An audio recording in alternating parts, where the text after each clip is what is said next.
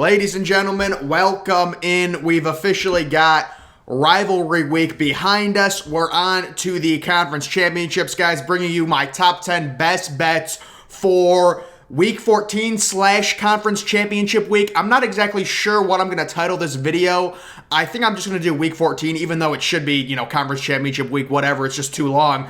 But these are just my top 10 overall bets. Less games this week, unfortunately. Hope everyone had a nice weekend, a very nice Thanksgiving. Happy holidays to everyone. We're kind of in between Thanksgiving and Christmas now. It's a beautiful time of year. Let's get right into it. My top 10 best bets for the conference championship weekend. Number one, it's going to be Western Kentucky -1 versus the University of Texas San Antonio. UTSA coming off their first loss of the year. It was a disturbing blowout. North Texas absolutely crushed UTSA.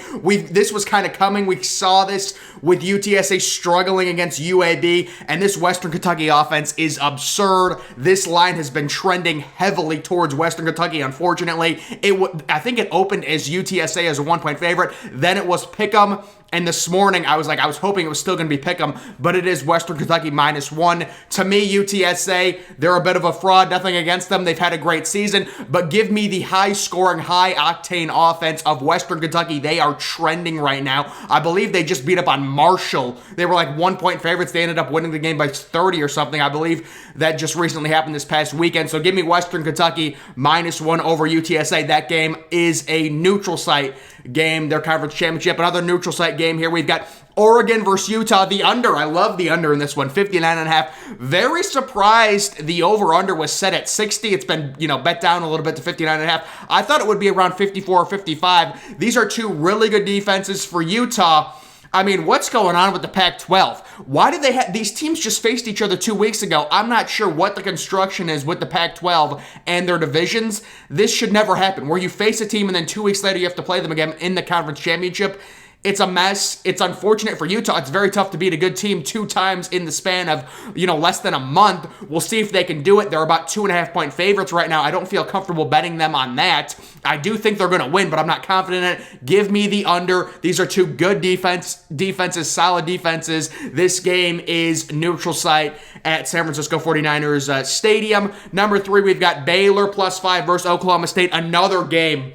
This opened Baylor +6.5. It's getting bet down so much. In Oklahoma State, they had a great win in Bedlam. They've got a good defense, although that defense in the first half against Oklahoma, what happened there? I don't know, but they still do have a very good defense. Let's not underscore it. I guess Baylor with the quarterback injury, that's why they're, such an underdog, but +5 is too much. This game is a neutral site game being played in Jerry World, home of the Dallas Cowboys, as the Big 12 championship has recently been played there. So an interesting Big 12 championship without Oklahoma for the first time in a very long time. Oklahoma dealing with the Lincoln Riley saga. Unfortunately, they're losing all their recruits. It's unfortunate, but overall, Baylor, they've had a great year. They keep this within 5. Oklahoma State, their offense scares me. When you're talking about covering 5 points against a good defense with that offense, Oklahoma State, they played well in Bedlam, but that, Oklahoma defense isn't very good. I'm not huge on Oklahoma State's offense. I think Baylor keeps this close, and it ends up being maybe a field goal type game one way or the other.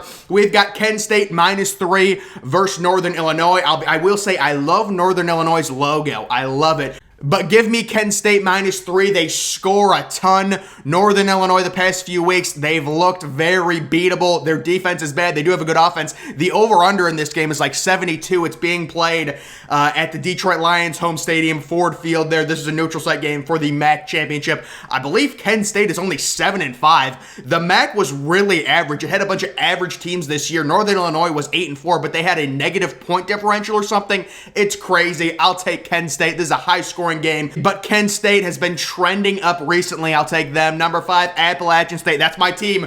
-3 against Louisiana. Louisiana, it's been a nice season. They're a good team, but they can't throw the ball. This Appalachian State team, it's a wrecking ball. No matter what the spread was in this game, I was going to take Appalachian State to cover it easily. It was -2.5. It's since been bet up to 3. I really don't care. I'll take Appalachian State. They should be ranked in the final college football playoff rankings that are, or the second to last college, I guess the final ones come on Saturday or on Sunday morning, but the second to last college football rankings, I believe, are released Tuesday night. Appalachian State needs to be in the top 20. Let's be real, at least the top 25. It's getting disrespectful, ladies and gentlemen. This is a really good football team. I've been in on Appalachian State since they were like 6-2, and I said they were going to win out and go 10-2. That was one of my bold predictions, and it ended up happening.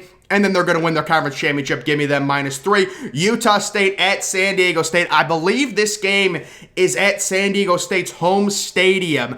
And I'll take the under 50 in this one. So Utah State can score. I understand that. But San Diego State's defense is no joke. It's very good. I believe San Diego State right now around a 6-point favorite.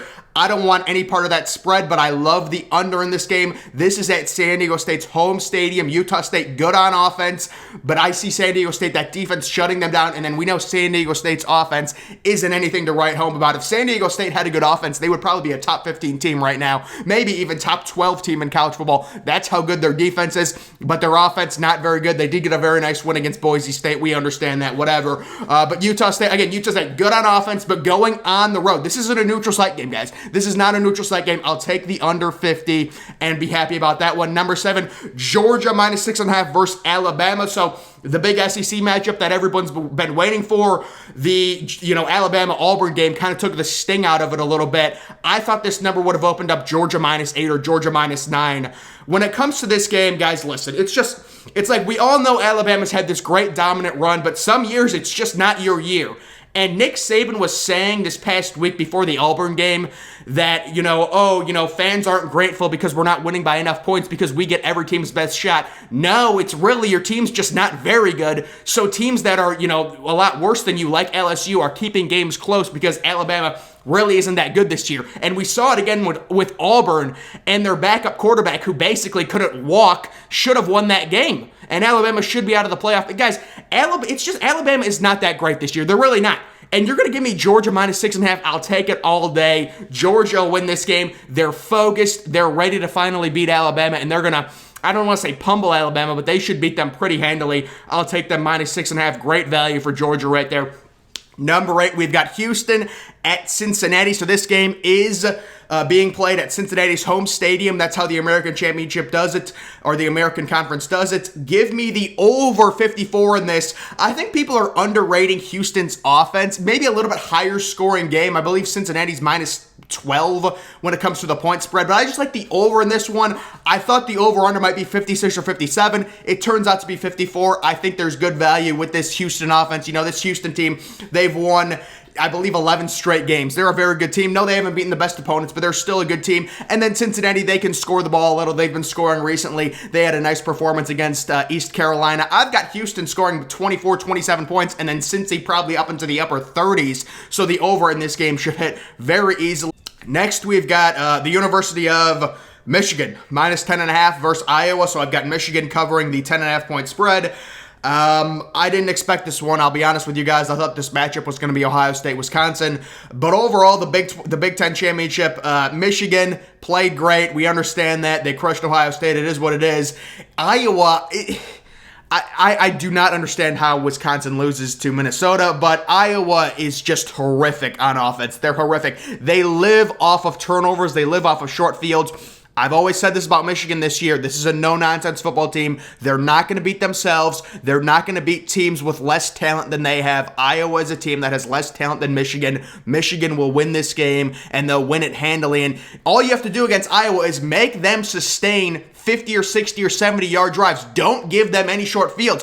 If you make this Iowa offense have to go 75, 80 yards to get a field goal or to get a touchdown, they're going to score 10 points a game. I'm telling you that right now. They average under 300 yards of total offense. To put that into context, Ohio State averages 550 yards of total offense. Iowa is terrible on, and think about the over-under in this game. I think the over-under in this game is 43.5. That's an over-under in a dome. There's no cold weather that you're dealing with. 43.5 is the over-under for a college football game that's being played in a dome with zero weather. That's affecting the pick, not like a cold Big Ten game. It's crazy, man. But Michigan, I mean, this is like 27-13, maybe 34-13, something like that. Michigan is going to make Iowa have to sustain drives. They're not going to get any short fields, and Iowa cannot. They just can't generate yards. I don't know what to tell you guys. And then for number 10, we've got Pitt -3 versus Wake Forest. Very fun ACC championship game. I like Pitt. I've liked them all year. I like Kenny Pickett. I also like Sam Hartman. Wake Forest coming off that very impressive win over Boston College. They were 5-point favorites. They end up winning by 31. But Pitt's been my team.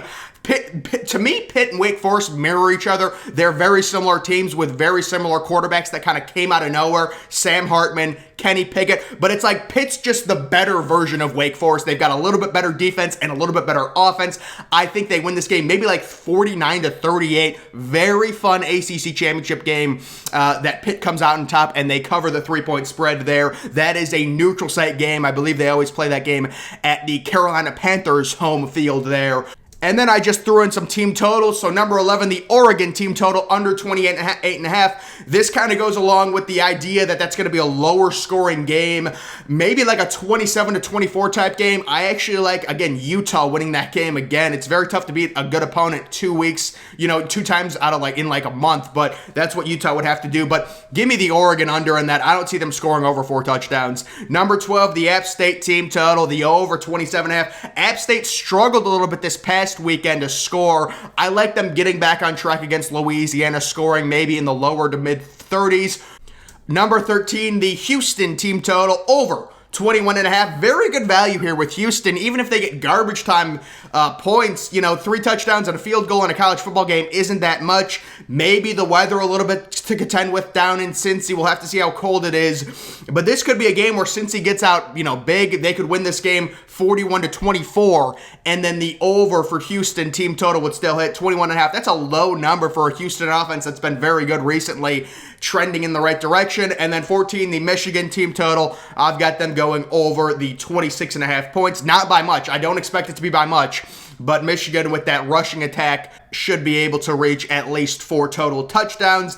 And then I do have the USC-Cal game going over. That is a makeup game. USC kind of infusing life into their program with the Lincoln Riley hire. And Cal, it's the last game. It's a makeup game. These teams, they're tired.